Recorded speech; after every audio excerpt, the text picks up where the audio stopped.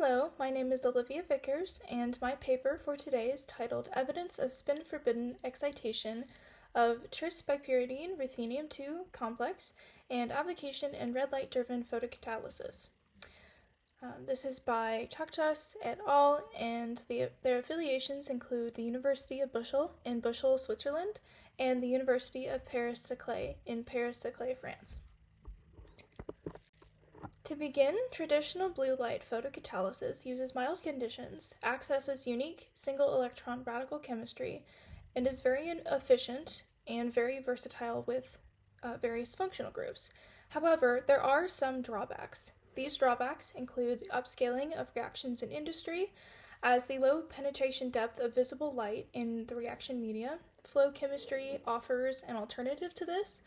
And flow chemistry is where the reactions run in a continuously flowing stream rather than in a single mixed batch. But the systematic optimization is required to translate the reaction from batch to flow chemistry.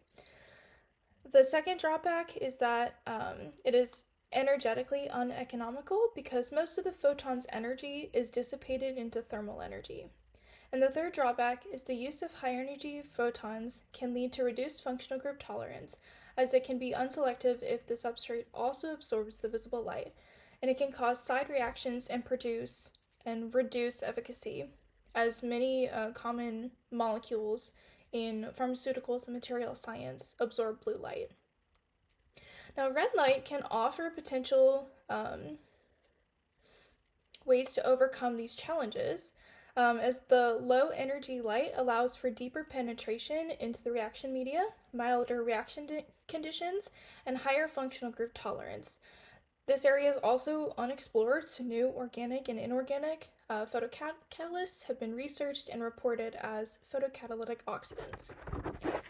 In figure 1 here, it shows that the ruthenium, or the Tris Bipyridine Ruthenium-2 complex is a stable photocatalyst under blue light, and other strategies have been developed for red light usage, and this includes the synthetic modification of photocatalysts to get redshifted absorption bands, and an example of this, as seen in the figure, shows that ruthenium-2 phthosilamine enabled CF3 reactions of styrene derivatives under red light while avoiding substrate degradation, which usually happens under blue light. Another previous strategy shown in the figure is two-photon absorption, where ruthenium polypyridyl complexes use a nonlinear optical process where the molecule absorbs two photons of low energy simultaneously, regardless of whether the frequencies are identical or different. The third previous strategy, as shown in the figure, includes a Tris Bipyridine osmium-2 complex that absorbs red light through a spin-forbidden triplet to singlet to triplet transition. This is enabled by a strong spin-orbit coupling in certain metal centers, allowing for direct population of the triplet state without intersystem crossing. This bypasses significant energy loss. It also enhances the efficiency and preserves the necessary redox power for effective photocatalysis. And this strategy uses osmium-based complexes, but not ruthenium-based complexes. So this work uses ruthenium-based chromophores to catalyze reactions under red light by high-throughput experimentation, or HTE, which means that many conditions are tested in parallel using automation or miniaturized equipment to rapidly identify optimal outcomes. And in this case, they use a 96-well plate. And they use the Tris Bipyridine Ruthenium-2 complex because it, even though it doesn't absorb red light, it does have catalytic activity on the Asa-Henry coupling reactions. Throughout this project, they investigated with optical and spectroscopical excitation and highlighted direct singlet to triplet excitation above 600 nanometers, and they also applied this to a range of red light promoted transformations. So the first thing they did was they took the high throughput experimentation campaign and optimized the results. They found that a 10 equivalence of the substrate was better, and that the dichloro tris-bipyridine ruthenium-2 hexahydrate complex was the most effective versus the other anions that they tried.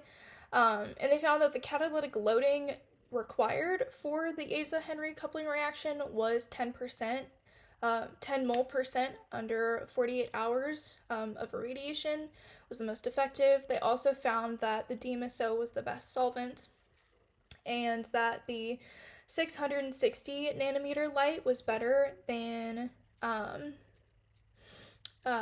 730 nanometer red light because the side products and degradation under blue light.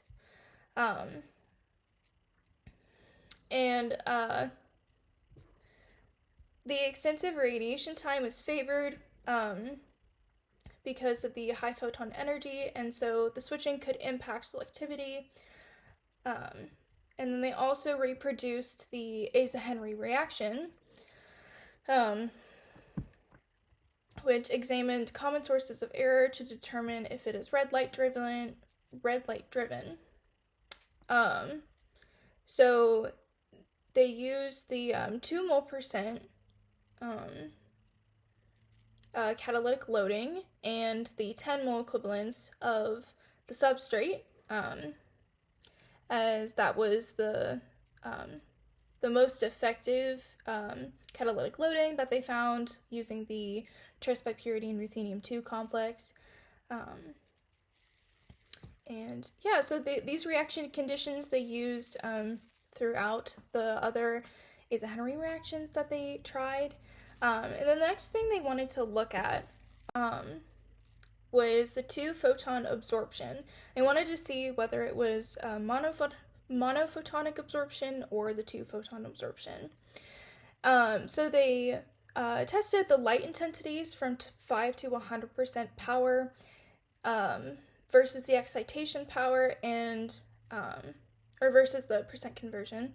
And they found that this produced a linearly correlated conversion with power. And when they also tried the emission intensity at 700 nanometers with laser excitation and a varied pulse, they found that this had a linear correlation between emission intensity and excitation power. So overall, this shows us that the Asa-Henry reaction under red light follows a monophotonic absorption process and not a 2-photon absorption.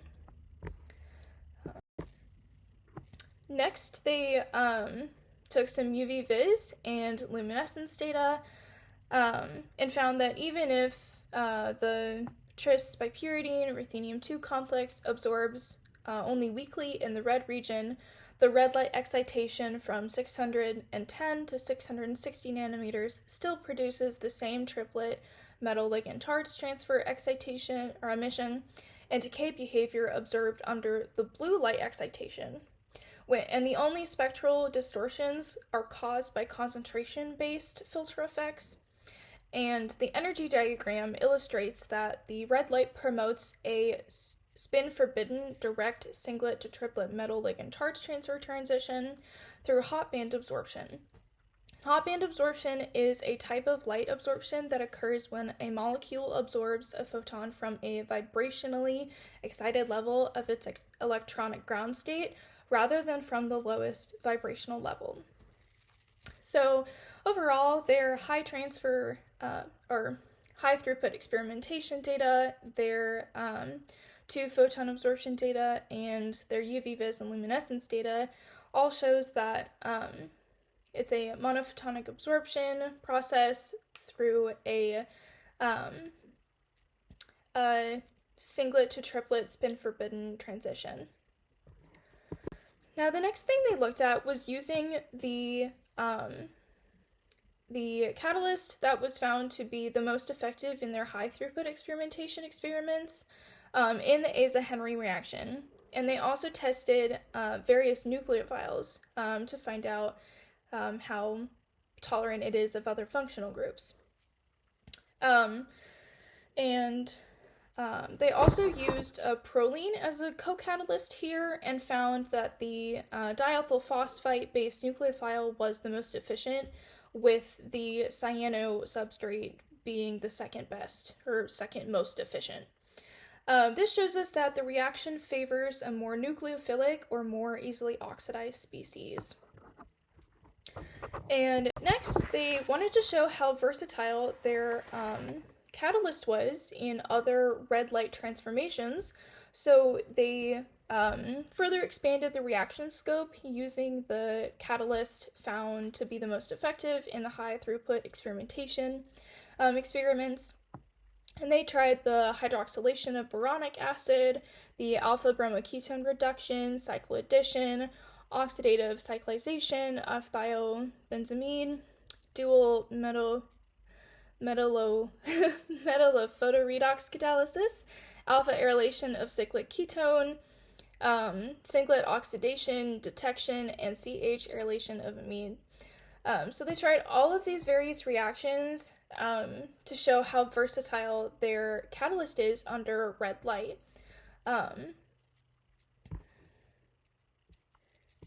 And in conclusion, they did find that the spin-forbidden singlet to triplet transition, which is usually ignored due to extremely low oscillator strength, it can be accessed photochemically under red light. And they demonstrated that excited states are chemically competent and capable of promoting red light photoredox reactions. And this overturns the assumption that only spin-allowed excitation matters in photocatalysis. Their future work includes the design of new ruthenium-2 polypyridyl complexes with enhanced absorption bands using the spin-forbidden singlet to triplet transition. And they also wanted to investigate the recycling strategy by using the silica to prevent the photocatalyst from leaching over time. And this application can be used in biological photochemistry where red photons are preferred. Now, I think that this paper did a really great job of highlighting that even weak transitions can have chemical activity, and when the optical density is sufficient and the excited state is long-lived, you can do photochemistry under wavelengths that are not commonly used. Using the red light shows that you can reduce photo damage, and the red light also allows for greater penetration depth, while also expanding the optical window for existing catalysts without redesign. And while all of this information is very compelling, this transition is still extremely weak, and the reaction efficacy under red light could be low in some systems and may limit the industrial scale applications, but is still valuable in research contexts. So overall, I thought this was a super interesting paper showing that we can use red light in photocatalysis rather than blue light or sunlight. And this paper really expands the field of knowledge of photocatalysis. So, thank you. These are my references. Yeah. Thank you.